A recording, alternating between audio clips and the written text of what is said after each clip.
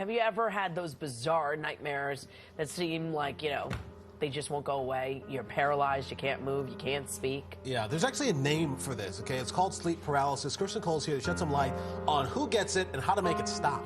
Yeah, and the crazy thing is so many of us do get this. It's so bizarre, and many people think that they're the only ones who have these weird dreams, and then they just kind of brush it off. I had them years ago. Caitlin Monty has them. She was tweeting out this morning, and that's because 4 out of 10 of us get them. Usually they're extremely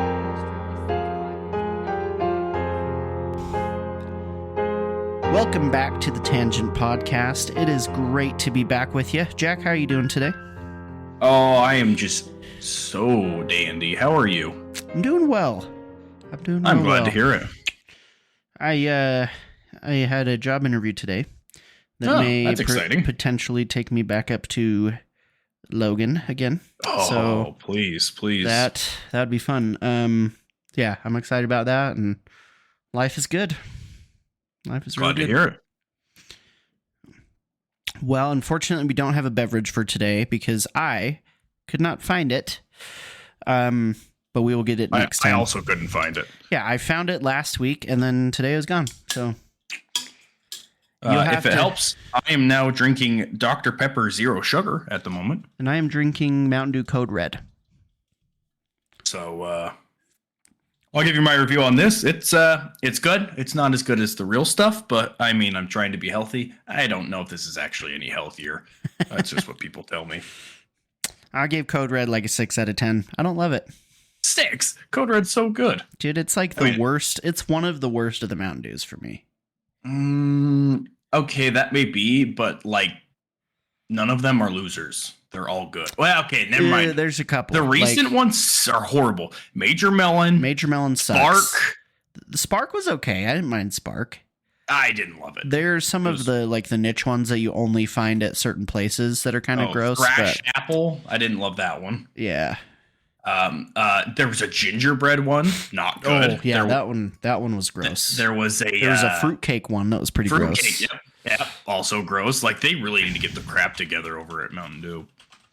What I wish they would bring back. Did you ever have Mountain Dew Black Label? Black Label was my favorite, dude. Black Label was the best. And I looked it up the other day. There are guys selling cans of it on eBay for like $100. Oh my word.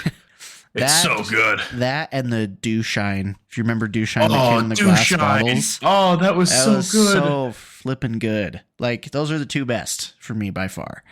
I wish they'd bring them back, but... Oh, man. Black Label is really taking me back. That stuff was so good. They had that at Conservice in one of the buildings. Yeah, dude. And I would go over to that building just to get it. It was That's hilarious. Yeah. Well, next week we will have a drink for you, but we have some interesting / scary / maybe not so scary space news for you today. There is an asteroid that is heading to Earth, as we have heard thousands of times before. This asteroid is apparently going to hit in 2046, so right now it's about 18 million kilometers away from Earth. 2046? Oh, and dang, I'm still going to be alive then. Wait, are we sure it's going to hit, or is this like there's no way we can know I'll get there. So 18 million kilometers for you freedom fighters out there. That is roughly 11 million miles. So pretty far away, but 2046, so that's 23 years out. There's a 1 in 700 chance that it'll hit. So, I mean, to me, that's still a chance. You always hear 1 in a million. That's 1 in 700. That's enough to be like, I'm kind of worried about that. That is 0.1% chance. Yeah. So, still fairly low chance. Yeah, but I mean, 1 in a million is, you think about like when people say, you're 1 in a million. Well, that's not really that impressive because there's 6-7 billion people. So 1 in 700 is like, oh man, that's like a decent chance. Yeah. If there were 700 people in a room and they were drawing names out of a jar, you'd be like, there is a chance my name could be picked out of that. Like, there's a decent chance there, but. It's small, but it's there. Yeah. It's not like, when you're someone like, oh, can I win the lottery? And you're like, oh, it's 1 in a million. It's like, oh, I'm not even gonna try then. If I was told I have a 1 in 700 chance of winning the lottery, you're dang right, I'm taking that chance. Mm-hmm. So here's the thing. If it's gonna hit, it will be Valentine's Day that year. So happy Valentine's Day. If you're thinking of getting your girlfriend a nice rock, you got one coming. So Dude, that'd be the most romantic thing in the world. A piece of meteorite that destroyed the Earth. That's the Valentine's Day that all the men are going to be proposing because... Did you say 2046? Yeah. All right, I just want to see how old I'll be at that point, but I'm way too old or lazy to... I'll be 48. Oh, really? Yeah. I'll be 51. Wow. No, 52. You're Yep. old. I am old. I'm almost 30, man. Crazy. It's weird. Sorry, 1 in 625 chance. So a little bit. Oh, bit geez, higher you're making chance. it even worse now. So this article has 2 different chances in it. That is about the size of an Olympic swimming pool. So that is roughly. Okay.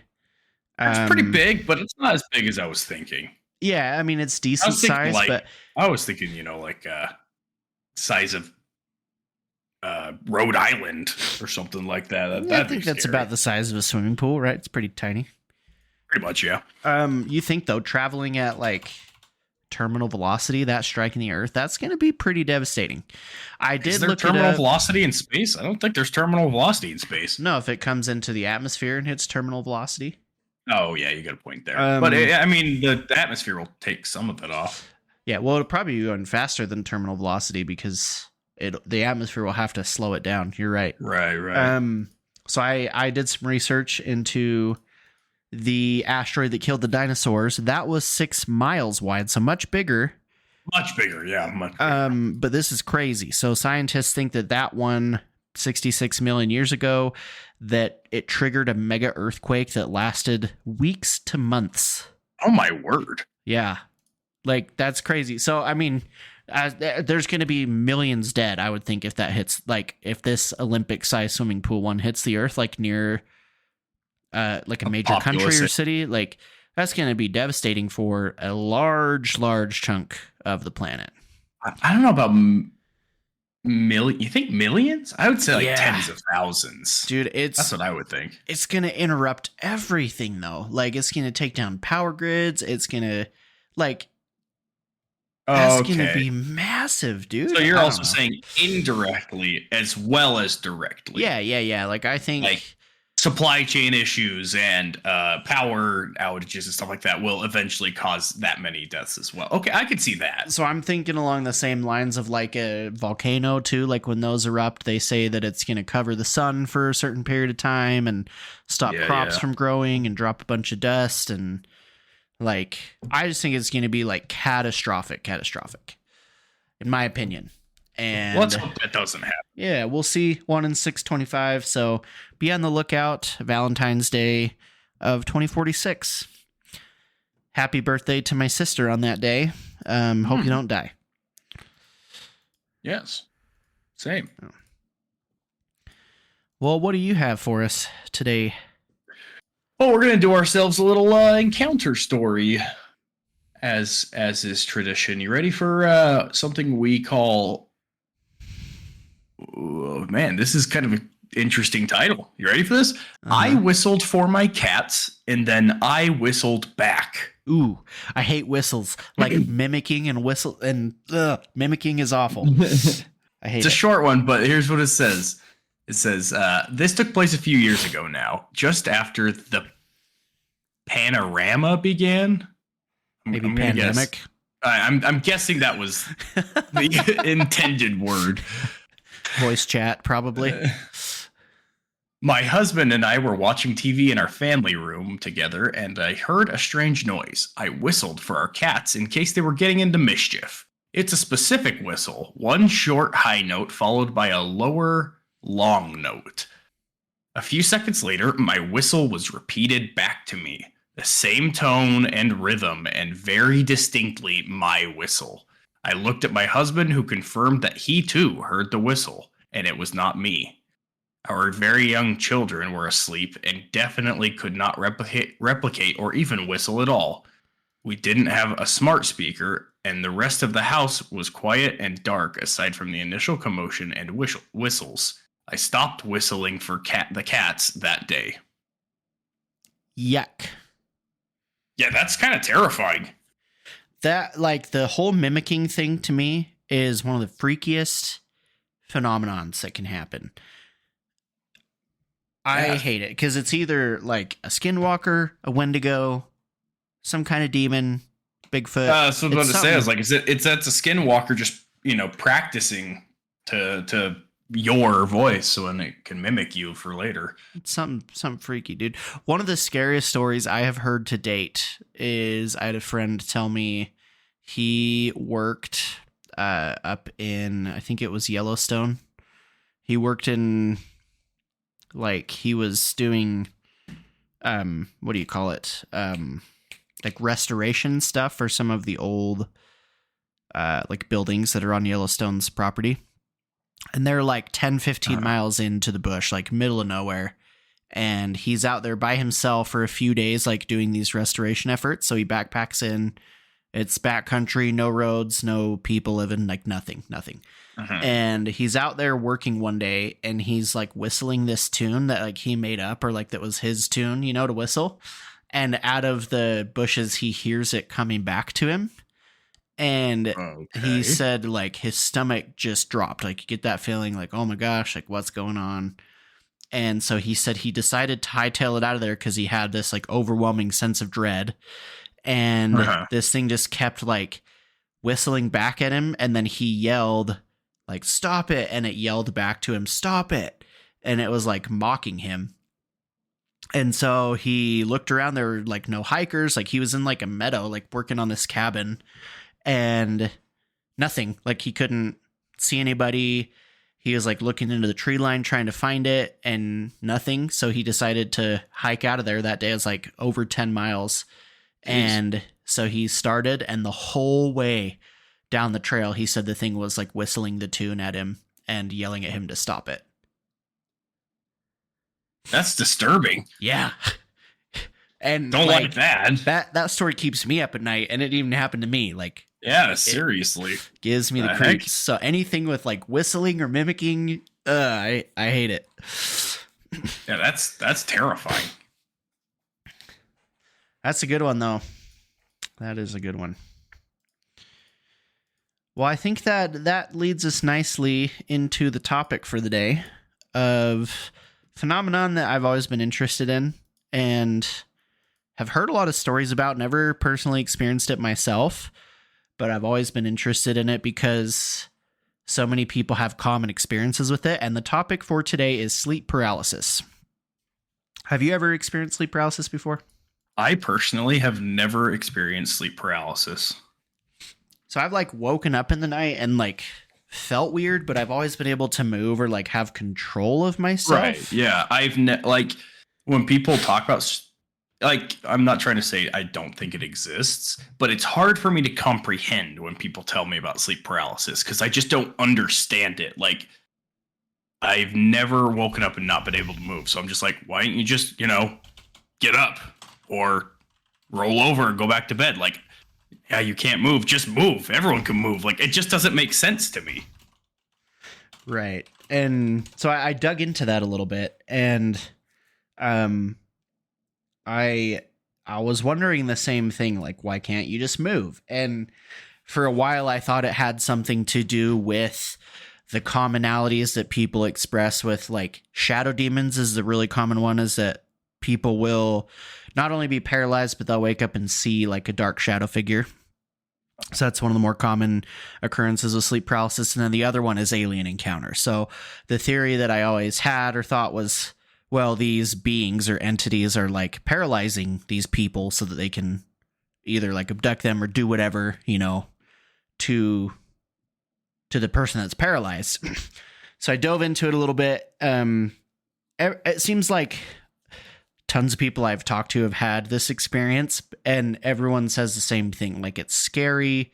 You just try to move, but you can't. And I'm like you, I can't imagine it. Like, I can't That's comprehend, horrifying. you know. And so scientists actually did some studies with rats, and they found that the neurotransmitters in the brain, I'm not even going to try to pronounce this right, gamma aminobutyric acid and glycine caused sleep paralysis during. So basically what happens is when we fall asleep, we go into deep sleep, then we transition into REM sleep, which I believe is a stage where we start to dream. Right. And if rapid eye movement. Yep, rapid eye movement. I hate that. It weirds me out that my eyes are darting around while I'm asleep. Have you ever seen? Have you ever seen anybody? It's so funky, man. It's kind of creepy almost. It is. So my daughter, like, sometimes she'll wake up at night and just be screaming because she had a nightmare, like a night terror or something. Yeah. But when they wake up and they're screaming, they're not quite awake. So it's a similar phenomenon. And so this was like a couple months ago. She woke up, and I didn't know at the time that you're not supposed to like touch them or anything because it could spur like a seizure or something. And so I picked her up and I was trying to comfort her. And her eyes were just moving, like her eyes were like half open, but they were moving in the strangest ways. And her hands too, like it looked to me like in the movies when you see somebody that's possessed and their hands are like cramping and like moving in weird angles, and her eyes were going all crazy. And so I was holding her, but I was like, what is going on right now? This is freaky. And so I like walked around the house and turned the lights on and tried to wake her up, and eventually she did. But I felt bad because she woke up, she didn't know where she was, like she was scared, you know, but I was like, what is happening? And then I did some research into it, and I found out that when you're in that transition between like deep sleep and REM sleep, your brain releases these chemicals that supposedly keep your body still. So they did this study on rats, and this gamma aminobutyric acid and glycine basically do a switching off of your muscles. And so it allows you to not move while you're dreaming. Like it's supposed to be a method to keep your body from like acting out your dreams, basically. Yeah. So like if you're imagining yourself running in your dream, it's the way to tell your body, hey, we're not going to let the body run because it's just happening in the mind, kind of thing. Okay. That exactly, I guess, makes sense. So that's the scientific approach, right? That it shuts off your motor neurons while you're sleeping, and that's what triggers the paralysis part of it. The hallucination part is a totally other thing. So when you're dreaming, your brain's releasing chemicals too. I've heard some fringe studies that say that your brain releases like endogenous DMT, which is, I believe, like a psychoactive drug. If you listen to Joe Rogan, he talks about DMT all the time. Mm-hmm. And so I know that when it's been shown that when humans die, their brains release DMT, and that's part of why people either experience like a profound like out of body experience sometimes, like will come back to life and they'll see cool things, is that was their brain like releasing this DMT or other chemicals and allowing them to see these things. And so the theory is that when you're dreaming, your brain can release chemicals that allow you to basically hallucinate. So sleep paralysis is really when you're stuck in between these stages of sleep. You're like half awake, half asleep. Your body is basically paralyzing itself to keep you safe. And then it's also kind of dreaming. And so you wake up and you're, I don't know if we could quite call it a dream, but a hallucination that seems real, right? And so that's the common occurrence, is that people either see these shadow demons or aliens, or another common one is the Hat Man. But what's the oddest thing to me is that people see these common things in their sleep paralysis. Like it's usually very consistent in the descriptions that you get. So that's what weirds me out. And I don't really have an explanation for it other than that if the same chemicals are being released in everybody's brain, they're causing the same hallucinations. I mean, that would make sense, I guess, but it's still weird that everybody interprets those like the same way, you know? Yeah. So I don't know much more than that. About like the science of it, and it's kind of like a fringe topic, right? That sleep is, I feel like, hard to sleep in the brain are mysteries. And we know a lot about them, but I feel like we also don't. And I luckily have never had these experiences. I've had those weird dreams where you dream in place. Like if I'm sleeping in my bed at home, I'll have a dream where I'm in my bed and I like wake up in my bed, you know? And so those can feel really weird, really real and freaky if I have like a scary dream and I wake up in my bed. But I don't feel like that's quite the same as like a sleep paralysis. So what's your thoughts on the hallucinations? Do you believe there is something behind the fact that everybody sees the same things and experiences similar things, or do you think it's just like, oh, they all have the same chemicals? It's simply that. That's a good question. I don't know. On one hand, it's a scary situation. And I think when you're scared, your mind looks for scary things, right? You remember as a kid when you watched a horror movie and then went to bed and then would see things in the corner of your room or whatever like that. It's because you're thinking scary. So that's one part of my thoughts is you're scared. And so you're seeing things. And I'm sure they honestly believe it. But I don't know. But then at the same time, like you said, why are they all similar? It seems like, like sleep paralysis demon or whatever, or the Hat Man, which is I feel like a pretty big one. Yeah. I don't know. You think it's just the fact that they've heard of the Hat Man before and then they kind of force it into their mind and think they see it? Or I don't know, maybe these people had never even heard of the Hat Man. They go, oh my gosh, like that happened to me. I didn't know that happened to other people. I mean, it could very well be, like they're correlating something with their feeling of being scared. Yeah. And, who knows that when these people are telling their stories, like if someone's asking them like, oh, did you see this or this or this? And they're like, yeah, I think I did, and how like true all these encounters are, because it is really hard to remember dreams. And so I'd imagine if you're coming out of a dream state, that it could be difficult to recall exactly what you're seeing. And it might be easy that if you remember a little bit about it, but you've heard someone else's story, you might correlate it with that, right. And kind of try to make sense of it that way. So that does make sense to me.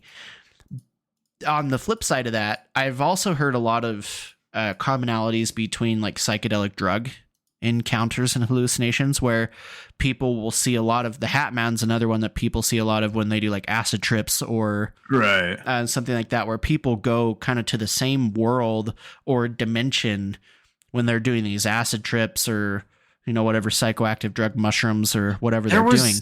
Yeah, I heard about this maybe like 6 months to a year ago. I remember hearing something about like a new, I don't want to say religion, but like a group that I mean, religion's the best word I could think of, but it wasn't like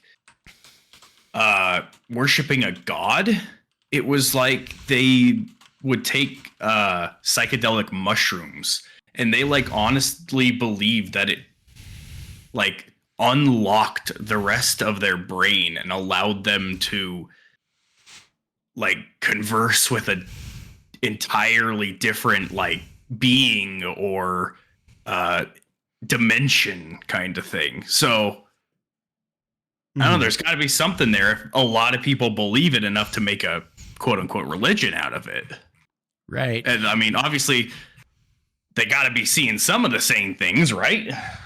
Yeah. So do you remember where you heard that? Because I actually listened to an episode of Joe Rogan where a guy was talking about that same thing, where they were doing like research on that, and they would have multiple people trip on this drug or take this drug, and it was only like a 10-minute trip or something. And maybe it was LSD. I don't remember the drug, but they would all trip, and then similar thing. They would all have the exact same experience, go to the same world, talk to the same person.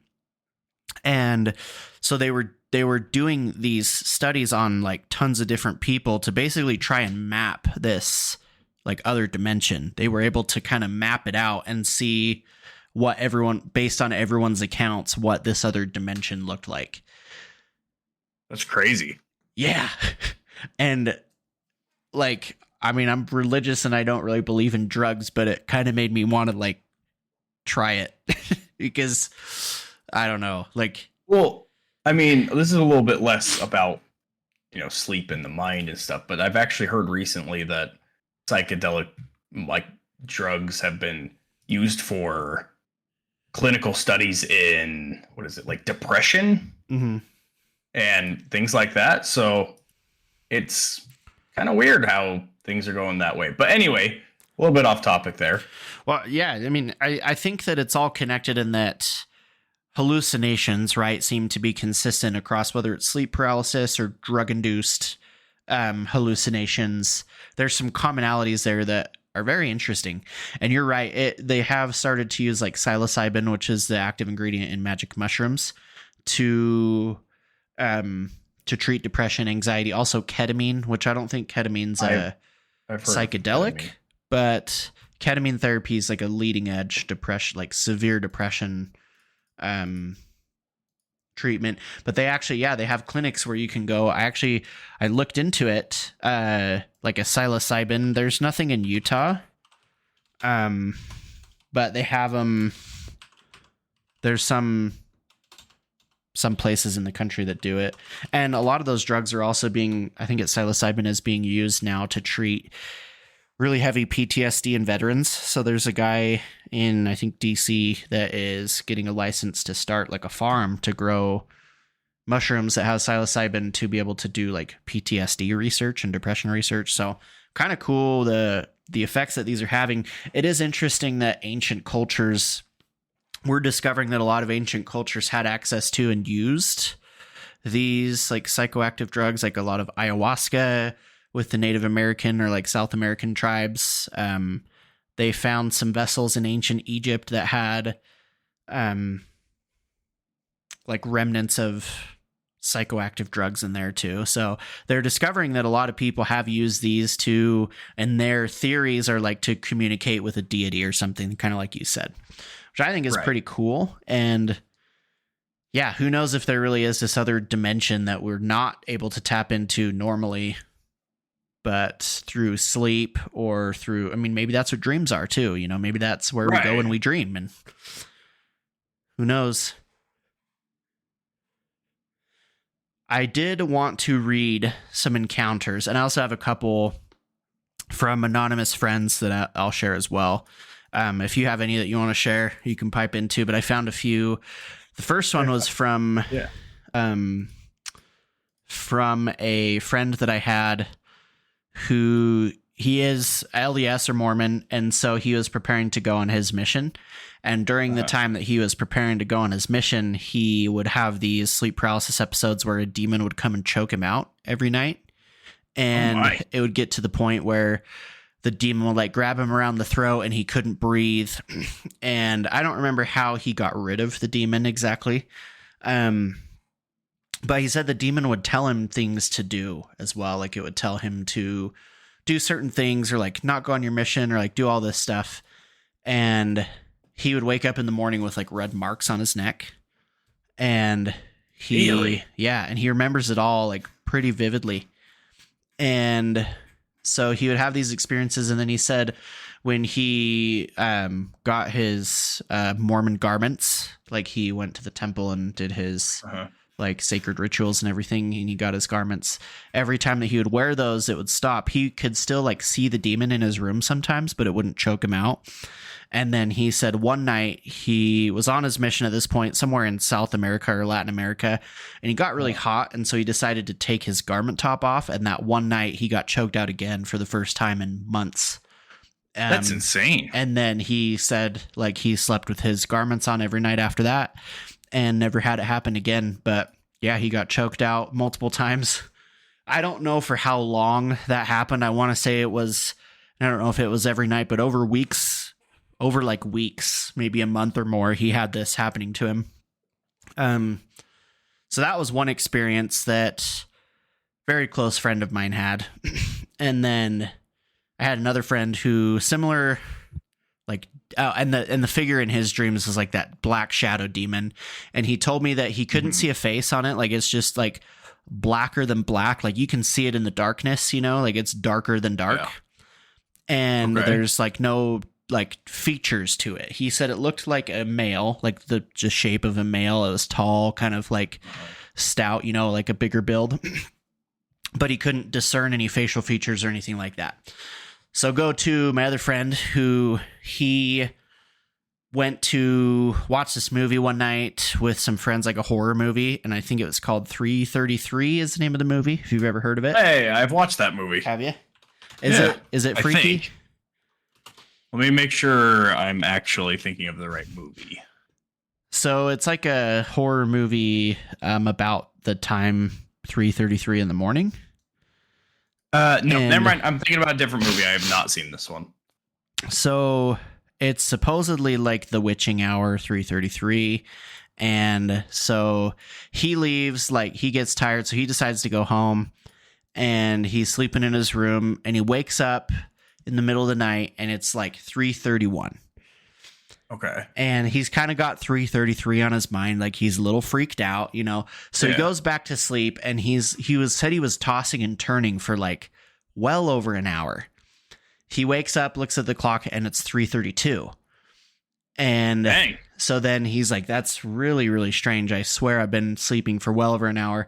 Goes back to sleep again. And again, tossing and turning for what he feels like is most of the night. And when he wakes up, he looks at the clock and it's 3:33. And he sleeps in the basement. And so as soon as he sees that it's 3:33, he like looks up to his door and he sees a shadow demon coming through his door into his bedroom. And he said it was strange that he could see it because the basement is so dark. Like he only has one window. It's nighttime in the basement. So it's crazy dark, but he can see this thing perfectly in the darkness coming at him. And he said it was floating above the ground. So a lot of shadow demon experiences I've heard is that it looks like a man with legs, like walking, but this one was floating, which was interesting. Uh-huh. And it got closer and closer to his bed, and he found that he couldn't talk. He couldn't scream or anything. And it took, a few seconds for the thing to get over to his bed. And as soon as the thing got to his bed, he was able to scream out for his parents or something. And the thing just like collapsed into itself, like fell to the floor and went under his bed and disappeared. He didn't see it anymore, but he was too scared to get out of his bed. And so he sat in his bed until sunrise, and he saw the sun come up. And then he ran up and like told his dad what happened. And his dad, I think, probably did a blessing on the house or saged it or something. And then he never had it happen again. But he said he felt like he was perfectly coherent. He was like, he was with it. Like he had his faculties about him and felt like he wasn't dreaming. But, he had this crazy experience. So he wasn't necessarily paralyzed, but for a little while he couldn't scream. Like he couldn't do anything while this thing was coming towards him. So that is interesting. One other like friend encounter that I have that I know of personally, like firsthand encounter, is one of my old coworkers had an encounter where he was pretty young. I think he was like 10 or 11 or something. And he lived in a basement that was unfinished. And he woke up one night and there was this light in their basement that had like some wiring issues or something. And it would like flicker or like turn on and off on its own.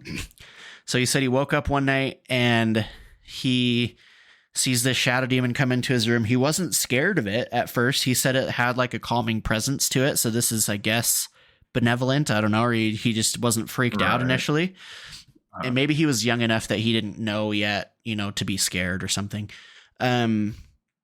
But the thing came in, and then he said he had this urge to get up and follow it because it walked out of his room. So he gets up and follows it, and it goes down the hallway to this light that has the issues in the hallway, and the light was like flickering.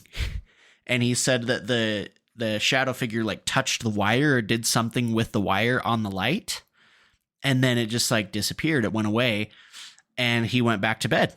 And he said that light never had issues again. Really? He never had issues again. And then he said when he woke up in the morning, he thought it was all a dream, but his blanket that he slept with was down the hallway. Like he'd taken it down the hallway with him, and it was down the hallway. So he's like, I obviously got up in the middle of the night, whether I was dreaming or not, this is something else. But he said that light never had issues again, and it worked perfect after that. Huh. So kind Got of funky. ourselves a handyman demon. Yeah. Yeah, why can't we get the handyman demon? Yeah, seriously, I got a squeaky door that I would love to. You got a whole list of That's things interesting. I could have him do. That's not something that usually you hear about. Yeah, so kind of an interesting one. I did look up some other like scary encounters, so I wanted to read a couple of those. Oh crap, I just lost the page. Hold up. We got to hear some of these scary ones. I mean, those, don't get me wrong, every single one of those would have scared me. Yeah. Okay, so here's a bunch. These are fairly short, so I'll go through a few of them. These were anonymously submitted online. So the first one says, there was something at the end of my bed watching me. It felt like I was being dragged toward them. I remember trying to scream, but no noise was coming out. I had to slowly fight to get control of my body. It was one of the scariest experiences of my life. So in this one, again, they can't scream. They have to really fight. That's the other common thing is when a lot of people will notice that they can't move, they're like really fighting to try and move. And sometimes they can kind of gain control of that as they come out of their sleeping cycles. But it's like a battle. You really have to battle with yourself, which, like you mentioned earlier, just doesn't make sense to me. Like, just move. Yeah, right. But sounds kind of freaky. Something like dragging you through your bed. This one is kind of consistent with the one I told earlier about my friend. It says, I couldn't move. My chest felt crushed. It was hard to breathe, and I could hear loud hammering. A few feet away, a robed figure sat on my chair and slowly moved toward me. As it got closer, a menacing skull appeared. The only thing I could move were my eyeballs. And then in most of these, it just seems like they kind of snap out of it at the end. Doesn't seem like anything really happens. But next one says, it happens every time I fall asleep on my back. Interesting. I wake up and I can't tell if my eyes are open or shut, but I can see my whole room. A dark presence is lurking on top of my wardrobe, and as soon as I notice it, I try and scream, but I can't scream and I can't move. The darkness slithers down the side of my wardrobe, across the floor, and looms over the end of my bed. Then it creeps all over me, trying to invade every orifice. Ugh. Ugh. I feel an immense pressure like it has pinned me down and is pushing its way into my ears, eyes, and mouth. Ugh. The darkness then screams a terrible screech into my face, and I try to scream back until eventually I manage to jerk my head and everything disappears. And I'm alone in the darkness. It's the most terrifying of experiences. It sounds physical, like they feel something there. Yeah. This one's more that's terrifying. Can you imagine something trying to enter your mouth and eyes and you can't move? Yeah, that's weird. So I don't really remember if in dreams I've ever had like a physical sensation like that where I actually feel something, because this one has that physical sensation, which is interesting. I remember in dreams feeling like I should have felt something. Like I'll have dreams where I fall from a super high cliff and it doesn't end when I hit the ground. Like I'll be on the ground afterwards perfectly fine, but I'm like, I should have felt pain or I should have felt something, but I felt nothing. So that's interesting. The next one says, this one correlates more with the Hat Man to me, or also the Grinning Man, we talked about a few episodes ago, but he's sometimes seen kind of correlated with the Hat Man. I think they're kind of the same person in this realm. But it says, I usually see someone come into my room with a crazed grin staring at me. I try to scream, but I can't. They lean over and start suffocating me. It's a sense of overwhelming helplessness. The whole time I'm just repeating to myself, wake up, wake up, wake up.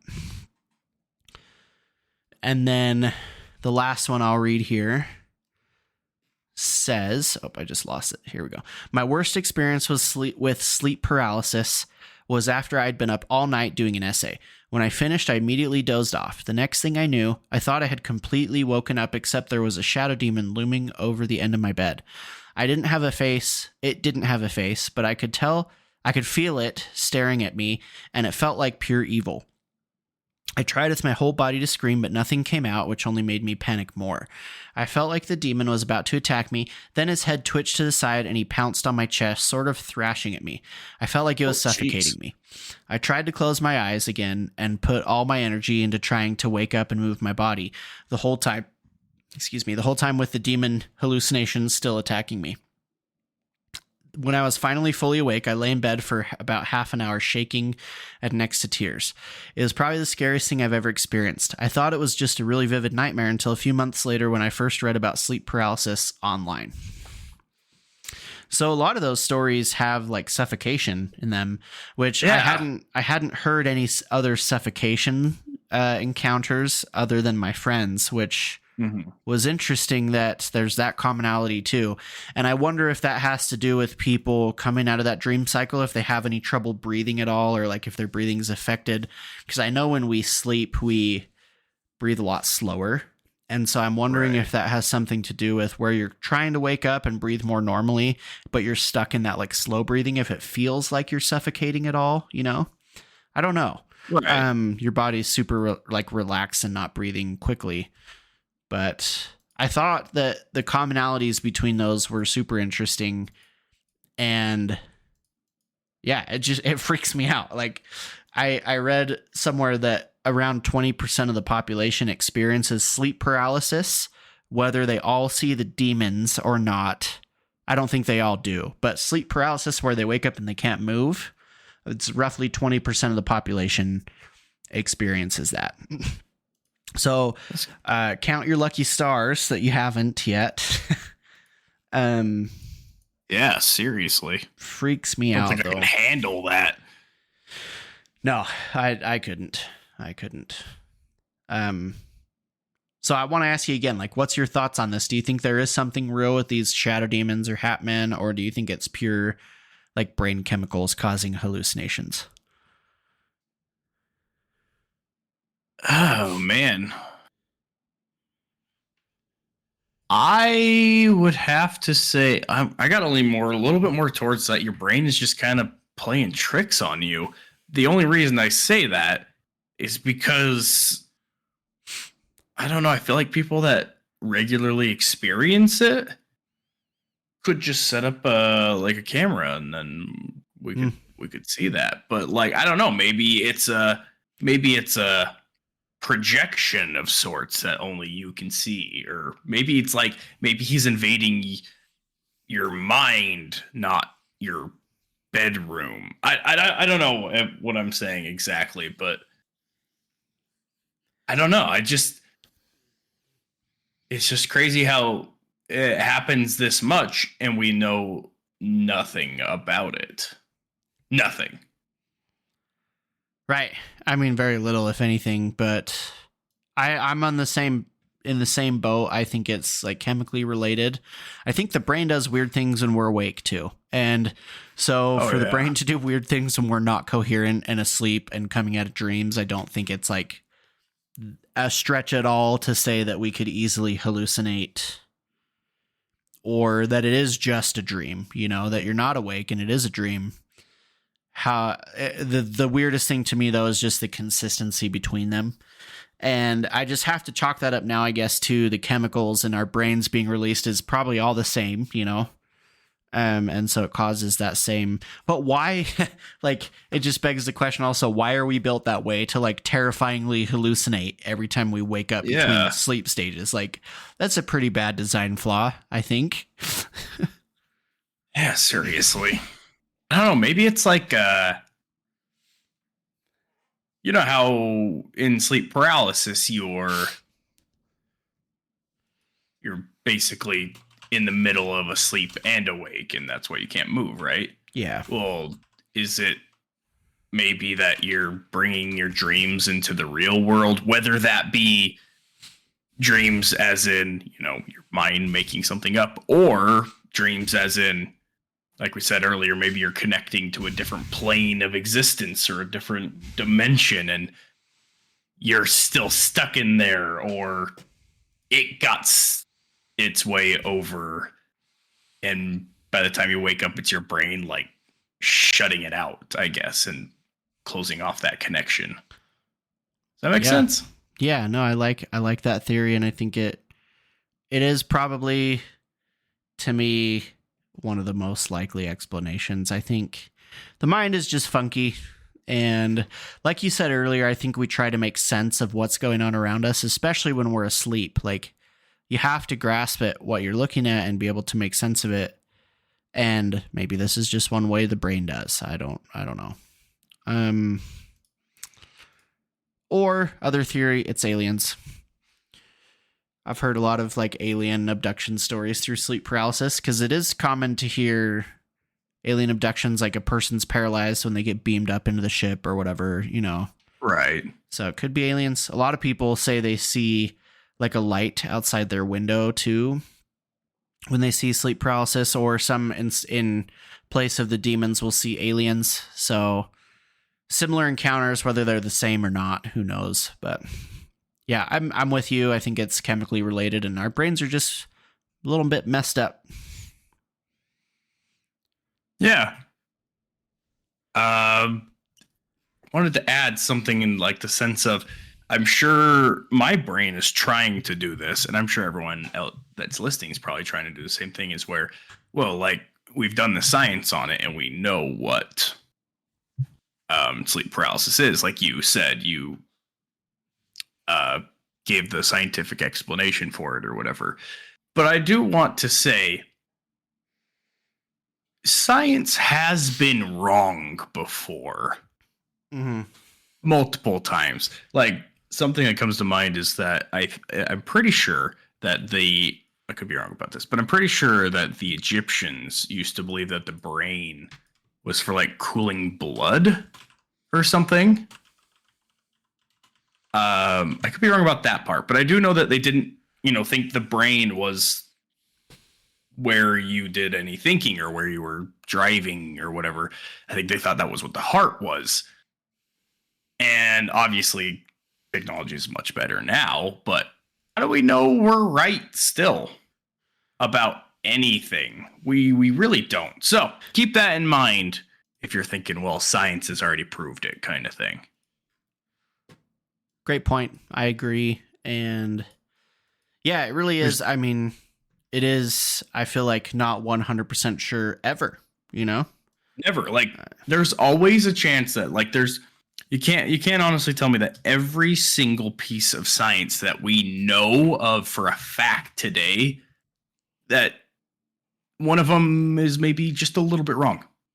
Yeah. Well, maybe a little bit, maybe a lot. Like, you can't tell me that, there's this little bit of doubt there. And I think that's what makes life fun. It does. It makes me want to believe in things like, the paranormal and things like that. Whether it is true or not, I think a part of me wants to believe it. And I think it's fun to keep my mind open. I think the search of truth is really fun. Like, oh yeah, trying to find out what's out there, testing things and experimenting. It's all fun. And I think if we were 100% certain on all the paranormal, it just wouldn't be fun, right? It wouldn't be mysterious. It wouldn't be.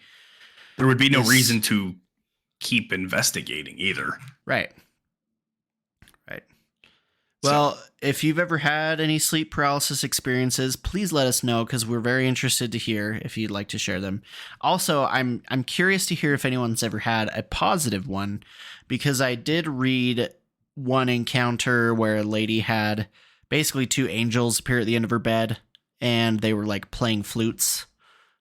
Oh my. But it was a similar thing where she woke up and for a second she was freaked out, and then she said like two white robed men appeared, and one had a flute and one had like a guitar or something, and she was paralyzed and couldn't move, but then they played her a song and like then she went back to bed.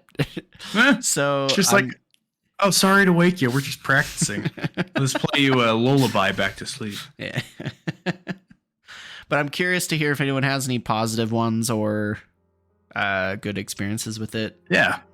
I want to share this. I was looking into the Hat Man a little bit while you were talking about him. And anyway, I came across a tweet, and somebody tweeted, "First date idea. We both take 23 Benadryl and try to fight the Hat Man." That's good. That's awesome. Oh man, that's funny. Yeah, if you have any experiences, let us know. If there's anything else that you guys want to hear about, for sure, reach out to us. We've got some exciting stuff coming down the pipeline here on the Old Tangent Podcast, so stay tuned for some great content coming your way. And we love you guys and appreciate all the support. Yeah, and let us know what you guys think of upcoming episodes. And we love you all and appreciate your support. Bye-bye.